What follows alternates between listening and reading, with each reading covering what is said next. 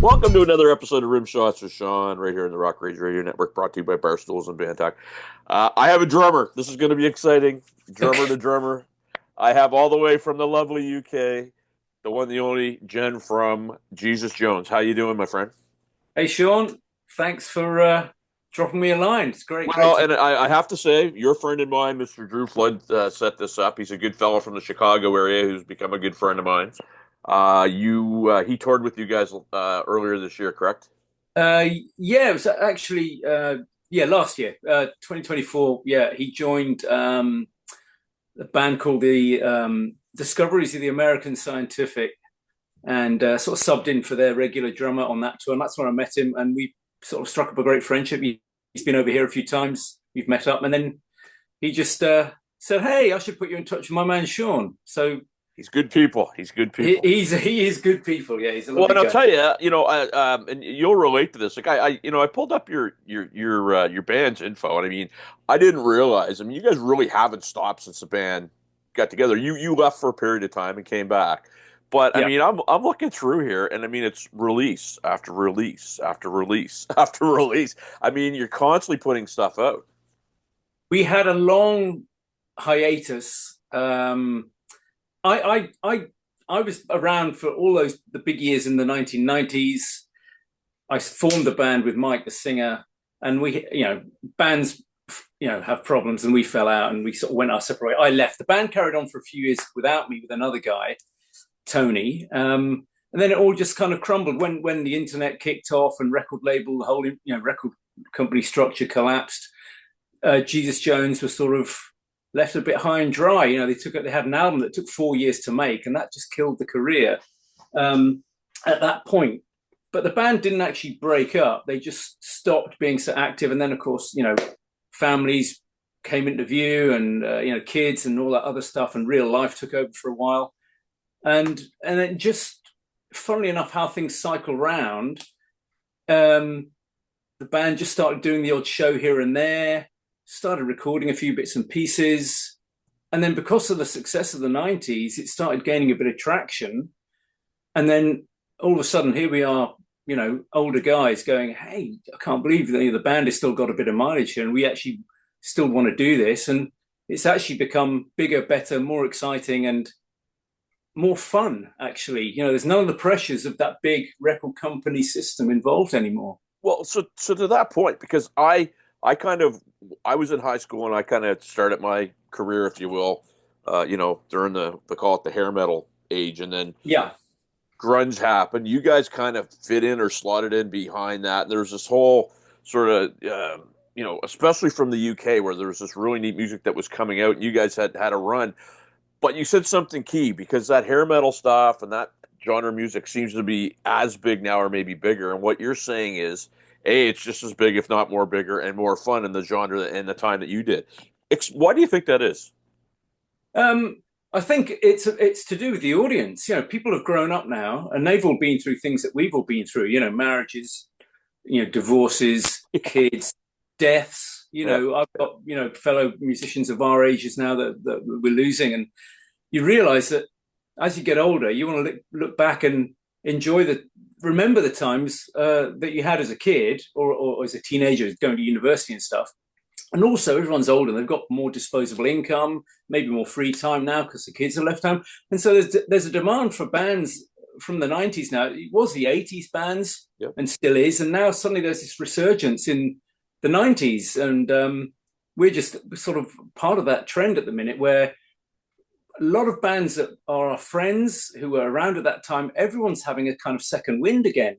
And they've all got the energy and the motivation to do it again. And whilst we may not necessarily be preaching to new audiences, we've still got a huge worldwide audience. Okay, everyone's in their 40 pluses now, but they still want to come out and enjoy the band that they had a killer time to in their 20s and 30s. So it's a really interesting situation for us, and we're getting offered more stuff now than we have done in 15, 20 years. Oh, you guys are doing stuff again. Come over here. We went to Japan last year. We got to go to South America. We've been to America twice. And we're already booking now for August, September, another US tour coming up, another Japanese trip, a new album this year. suddenly, we're busier and more having more fun at it than we have a right to be at our age, really. Well, and the thing that I personally love is you guys are kind of we're at that I'll call it the tail end of where there was actually work ethic, where you actually had to do some work to tour, do some work to record. You know what I'm shooting Yeah, yeah, with that, right? So I yeah, mean, it's nice to see, I guess that being rewarded and reintroduced to some people that are now going, oh man, I can make a record in my bedroom. Well, back when you were probably you know like like myself and like you, like we'd go in the studio, we'd probably doing punch-ins where they wouldn't do it in the 70s and yeah, 80s. But now you can do one line and basically create a song and not have to even play it. yeah, yeah. So We used to, that's what I like. yeah, we were doing that whole thing of, busting our gut, giving out leaflets and flyers outside venues every night to get some promotion and recording a demo tape and hawking it around the labels and trying to get a support slot or a gig anywhere. We went for years of doing it that way and working, doing the hard miles, if you like. Yeah, I get what you're saying. Yeah, we grew up doing that. That's how it was done then. Yeah. Um, so I was in Dublin, Ireland last summer. I was in a band that played a wedding over there, if you can believe that, all the way from Canada to Dublin. It was fun. Okay. I get over there and I instantly saw. I mean, I grew up on that new wave of British heavy metal with the Iron Maidens and the Def Leppards, and and I heard about Europe and I'd never been there before, and I instantly got the vibe, like where it's short hops to in Canada you might travel 13, 14 hours before Yeah. between a venue.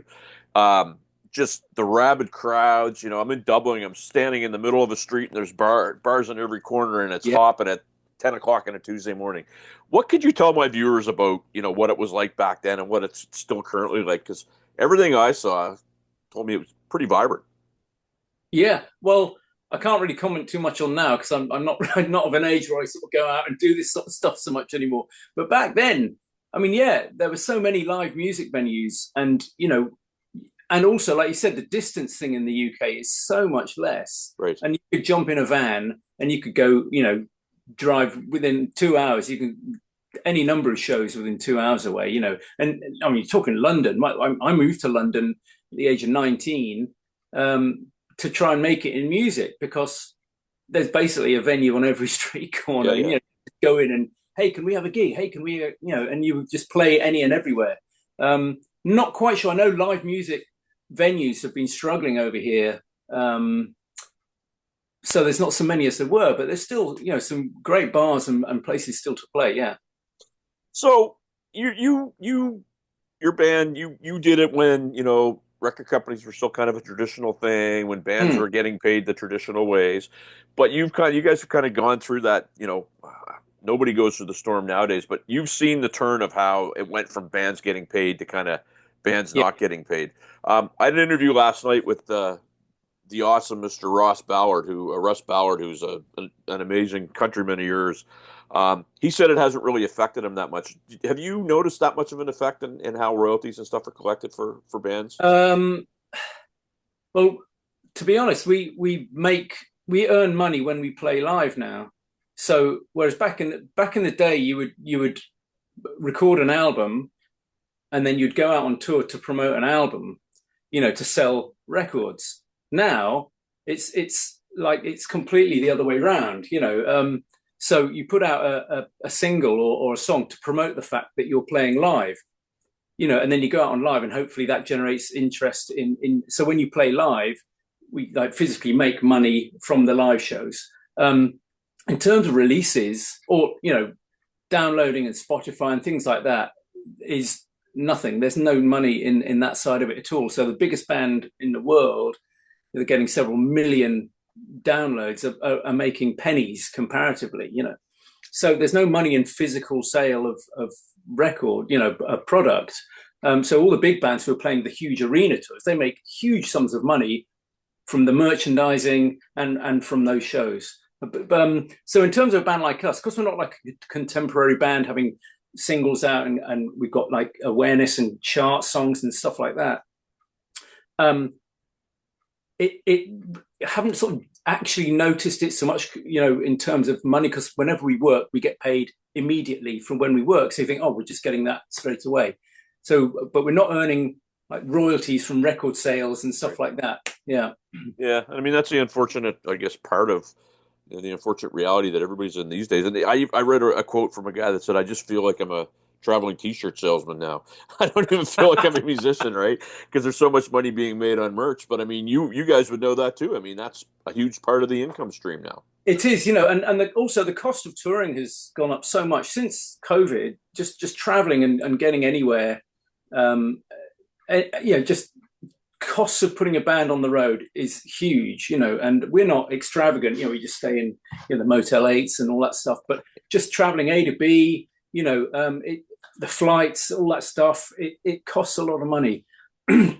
So you rely on the merchandise sale to sort of make up shortfall, quite honestly, in the cost of hotels for everyone and the crew and all that sort of stuff. Yeah, but it works. We still come away with money, but maybe not the sort of figures that everyone probably thinks that you make. Well, that's the thing. That's the thing. Yeah. People, it's funny because and I'd love for you to maybe comment on this because I saw a meme the other day and they were talking about if you think you're getting a band, it was mostly at the bar level, but if you think you're getting a band and you're paying them this, what you're really getting is, and there was like practice, travel, gear, like all these costs that are hidden that you never see. What are your thoughts on that? Because you would have went through that too when you were coming up. Yeah. Do you know what? In the days where we had big management company and a major label behind us, none of that stuff was even talked about. You just took it for granted that, oh well, we're just going here, we're just going there. And it's only now that we are out of that system and we manage ourselves. It's actually our keyboard player who manages us that we are all aware now of what it actually costs to do anything. And then so he's sort of going, so here we are, we're going to earn, this is what we've been promised from these shows, but that chunk of it is going to be for the airfare, that chunk is the hotels, that is for the van hire, and that's for the equipment. They go, so there's like a little piece of the pie at the top that we might be at, and then of course you've got to pay tax on it. Oh yeah, they want their cut, absolutely. Yeah, we know how that goes. All of a sudden you go, oh wow, yeah, okay, but we're making some money out of it, but not like the chunk of the pie that you might think. Yeah. Absolutely.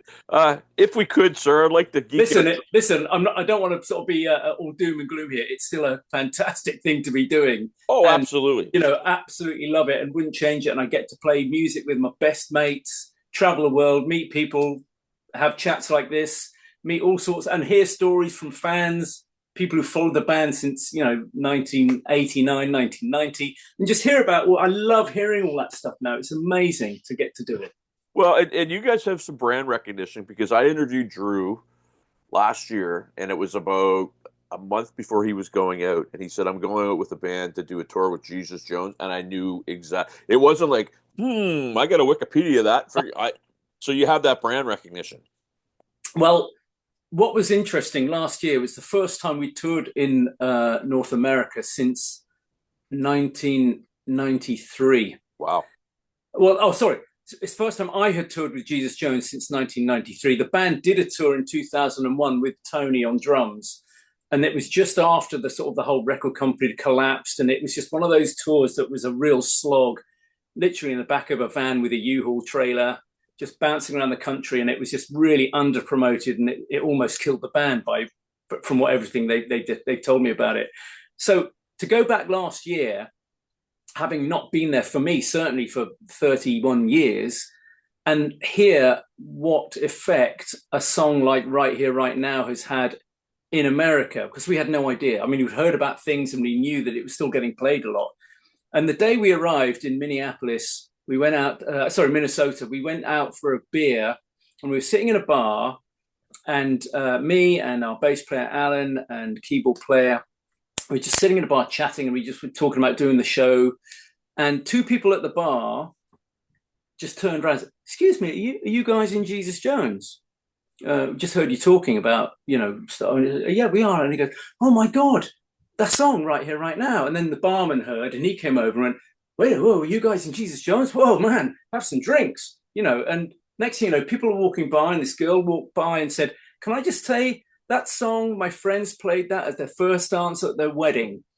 And wow. And stuff like this. All of a sudden, we were being surrounded by people just chat, and it was the most surprising and uplifting kind of moment. You go, "Oh my God, had no idea that this was what that song had generated. It was really touching and really special. Well, it's certainly in North America because I remember living in Toronto in the early late '90s, and that song was on a commercial, a cell phone commercial, and it used to get played, honest to God, 10 times a night. Mm. Um, and that was actually in my introduction to that song because I had gotten out of music for a period of time, just frustrated and whatever. So that was my introduction. But then I went back and it's like, you know what? These guys actually have some really cool tunes, right? So it was, Well, thanks. yeah. So if we could, just for a minute, I love to do this drummer to drummer. So, growing up, who were some of the people that inspired you to maybe get started as a drummer? Oh, so 15-year-old me, who started out actually as a singer in a band, but let's not talk about that too much. Didn't enjoy it at all, but I decided that I would, yeah, I could do that. I can drum, and it's one of those things. I just sat down. I've been going to a music store, and they knew me, and they let me go into the back room and practice. And I just sat down on the kit, and I could do this. So, but my big thing then was Stuart Copeland out of the Police, Phil Rudd, AC/DC, who stylistically just absolutely, in fact, very instrumental in how I play because I'm very army. I swing my arm up like he does. I'm really big on the left arm up in the air. John Bonham. Who else would there have been? Crikey. Trying to think of who I was listening to at that time. Pretty much anything I would automatically just hone in on John, but those three primarily at that point, I should think. Yeah. Well, and I love you saying Phil Rudd because Phil Rudd is one of those guys. I mean, thank God. I did an interview with Angry Anderson from Rose Tattoo last week, and Oh, wow, yeah, yeah, what great band? guy. They're on the Love Monsters that. of Rock cruise right now, Band. but their drummer couldn't go to the Monsters of Rock cruise because some prior. So it's good to see the Phil's kind of he can't go to North America right now, but I'm Right. glad you mentioned him because he's a guy who and I love Simon Phillips and I love Chris Slade, but he's like Don Henley. You can play the parts, but they don't sound like Phil Rudd. Absolutely. He's just got his whole swing thing that it's un it's just you just can't replicate it. Yeah, he's not flash. He doesn't sort of do solos. He's never anything like that. But it's just I find him mesmerizing to watch. It's just his style wise, he's amazing. In fact, there's a guy called Andy who was out crewing with AC/DC a few years back, and he's a friend of ours that he worked with us before. And he sent me some footage from his phone of sat behind Phil Rudd on stage, and I was just like, oh my god, and he's just there, Your arm going, fagging smoke hanging. yeah, exactly. But just look great still. I still absolutely love it. Yeah. Yeah, no, and I mean pocket for days. And one of the things that I people Phil Rudd, he's just too basic, and I would put on Let There Be Rock from the live Yeah. album. Yeah, why don't you do that and then tell me how your arm feels after you're done? There It's you go. crazy, right? Absolutely. What do you use for gear? Like what are you endorsed by anybody? You have a You know preference? what? I don't have any endorsements. I used to have a endorsements when we were, signed and profile band. But no, I use Zildjian cymbals. Basically, they're the ones I've always used and still do. And I've gone through a few kits in the last few years, but I've settled on this Gretsch Renown, which is really nice actually. I had a Pearl export for a while. I've still got one of the first kits I bought was an old Sonophonic, and it's the little power toms, the deep square 12 by 12, 13, 16 by 19 floor, 12 ply shells. It weighs an absolute ton, but I've still got it, but I very rarely use it. You really Yes, were a Phil Rudd fan. yeah, exactly. That was Yeah, exactly why I bought that yeah, kit. Is because of Phil Rudd. Yeah, but I was endorsed by Remo. I know they got a hard rap for being cardboard, because it's a resin yeah. composite drum kit. But honestly, I've still got that kit, and it sounds amazing. But it's pretty tired now. All the fittings, all the hardware is kind of falling to bits. It's 30 years old, and it Yeah. toured the world a few times. But yeah, Um, a really funny story quickly. So Styx came into town. I'm in Halifax, Nova Scotia. Just quit. Styx came into town. Todd Zuckerman wanted to do a clinic, so I helped put the clinic on. And anyway, we're getting it set up, and it came to what do you want for a kit for this clinic? And he goes, well, Pearl, because he was with Pearl. I said, well, they're not getting back to us. Sonner. Okay. Anyway, he tells us at the time he did the deal to go back to that company. If you see any of his press now, they built him this beautiful like gargantua kit, Mm, and he's gone back to them because his hero was Steve Smith, who played Sonar back in the day, right? So right. fantastic drums, fantastic drums. What's up for you guys now? What do you have on the go? Because I mean, you're the little presser thing that you might like this. You might have seen it. I don't know. It says, let me just find it here. Okay. So far, the band has been on the '90s cruise with other bands to celebrate the '90s, which That is a was good cruise of fun. Tampa and Mexico, and have gigs planned to the end of March with EMF again in October. And it says new songwriting continues. It does. In fact, today I've been recording a couple of new tunes for that project. We're doing a new album this year, which we're aiming to get out in November. But yeah, so we've got a couple of shows coming up the end of this month in the UK, a big festival called Shine, which is it's an annual thing. 1990s bands. It's been going for 10 years. This is the 10th anniversary one. We've done it. I think we've done it twice, but they asked us back this year. It's basically a who's who of every 90s band, in certainly UK wise, that you can think of. So yeah, so you've got bands like Ash, EMF, Black Grape, The Wonder Stuff. Oh gosh, who else are on there? Oh, I can't even think. But yeah, basically there's like 30 odd bands over a weekend. Fantastic. Um, so that's at the end of this month. We're not really doing too much over the summer. Still waiting to hear about one or two UK festivals. There's a US tour being put together now for late August, September, but that's primarily West Coast. We did the East Coast last year with Drew and his mates in the American Scientific. So yeah, hopefully that's been put together for West Coast. And then we've got some dates with EMF that we did last October. We did a bunch of, these are the first time we played with EMF in 30 years, although they're old friends of ours and they were label mates, and we've never actually played together. So we did these shows last year. They went so well that we managed to do it again. So we're doing like 6 or 7 shows again, decent sized sort of theatre tour in the UK in October. If the album is out, Japan will be on the cards. They still like a physical product. Yep. So that's one of the few places we'll put it out on vinyl, and they'll be exclusive for Japan with all the kind of translated lyrics and special covers and artwork and stuff. But that's the plan, to do another Japanese visit later in the year. Who'd have thought we'd be talking about touring again? Well, hey, it's great to hear. It Amazing. really We is. are loving it. Loving it. I'm gonna ask you what I like to call the blabbermouth.net question, because it seems to be one of these ones where it's like it's this big salacious. Every time you read it, it's a brand new thing and it's brand new information. I'd love to get your take on backing tracks, because I'm going to assume that you probably, as a band, use them with what you have on the go. Maybe you don't, but most bands do. Your take on backing tracks and click tracks live and those types of things. Well, yeah, I mean,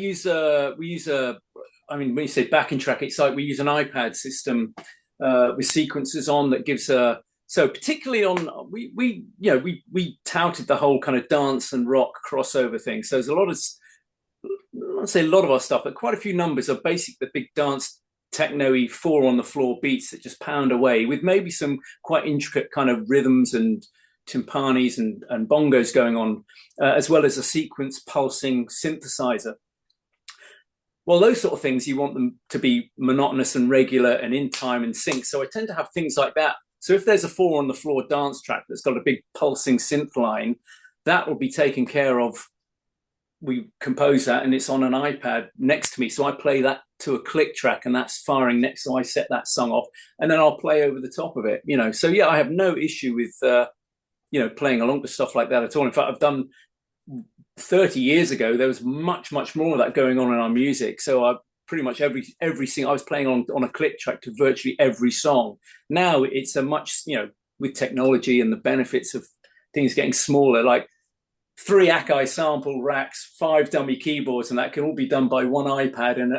Absolutely. And it's a skill set as far as I'm concerned. As you will see, I use the tempo program And Hey, that's what I use live, and that's what I practice with. And I never thought I'd ever be the guy that would say two things: "Where are my earbuds?" and "I can't hear enough click," because I was always the guy that used monitors, and I never want there to you use the go. track. Exactly that. Right? Yeah, and that's also the same with our guitarists now. They're all on in ears. It's transformed their enjoyment, especially our singer Mike. He was getting real problems with this monitor feedback, and he's shredding his voice every night. And then the discovery and the use of in ears has actually A, prolonged his singing career, and B, means he can actually go on stage and enjoy a night and not come off and go, I just cannot hear a thing and I Yep. can't speak for the next 3 hours. Yeah. So no problem with the click tracks at all. I've sort of grown up with it. Yep. I like my friends that always say I'm not going to use earbuds. I'm old school, and old school just means stubborn and old and dumb, as far as I'm concerned, right? Well, can you say that to our guitarist Jerry, because he's the real stick in the mud about no, I want my monitor, I want my monitor. I'll talk to Jerry anytime. I'll do it with love, Jen. I'll do it with love. I I won't. know you will, Yeah, yeah. yeah, absolutely. But I know I'm a big. And the other funny thing is when you play with the click track and you get the one person that says, "Oh, I'll just play with you. Will you?" And it's always a Yeah. guitar player, Yeah. right? And it's Yeah. like, so you're sitting there, and sometimes you got to go, okay, well, if you're going to play with me, I'm just going to take you out of my mix, and I just have my click track going, and it's really funny. So I'm glad I want to cover that though, just because some people are still of the mindset that you're cheating when you do that stuff, and I think that's baloney. I never understand that. I mean, I used to get accused of miming That, uh, 30 years ago, and this was by other drummers. yeah, Well, you're not playing anything; it's all on backing. I said, "You're really not a drummer, are you? You have no idea."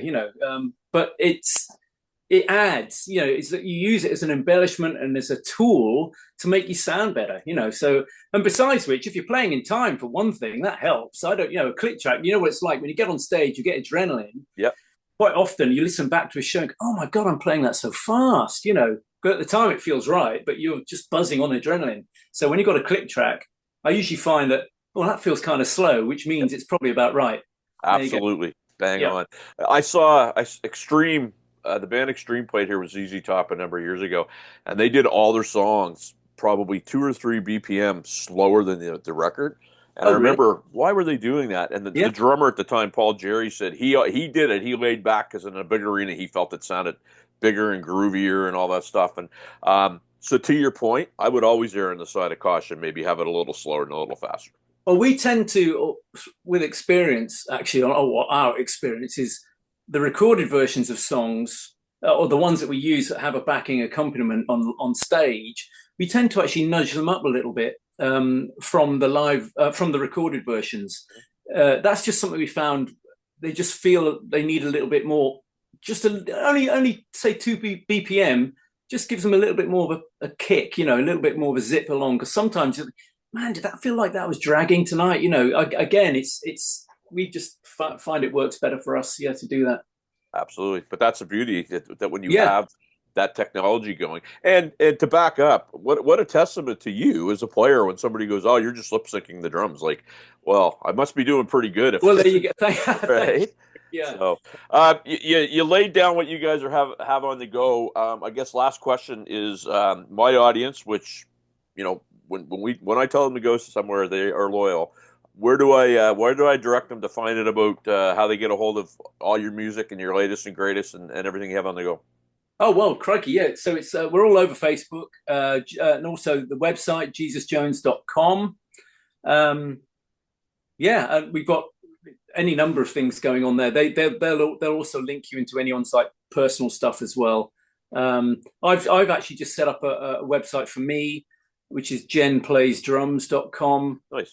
So if anyone wants to look me up and what I'm doing, so I'm actually sort of just trying to get other work going on as well, because as busy and as fun as Jesus Jones are, it's not a full-time thing. So we go through months where we may not do stuff, and then we'll have a whole batch of stuff where we do it. So I'm just sort of trying to fill in a few gaps here. So I'm a bit of self-promotion there. I'm just pushing for some extra work. But JesusJones.com for the band, yeah, and that will lead you into any number of other sites around us. Yeah.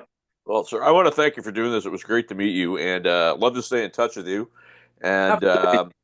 on the outside chance that I'm on the West Coast, I will definitely check your show out. Drew said it was lights out. So all the best in 2025, my friend. Good to talk to you, Sean. Thanks very much indeed, and all the best to everyone. We're Take back care. after this.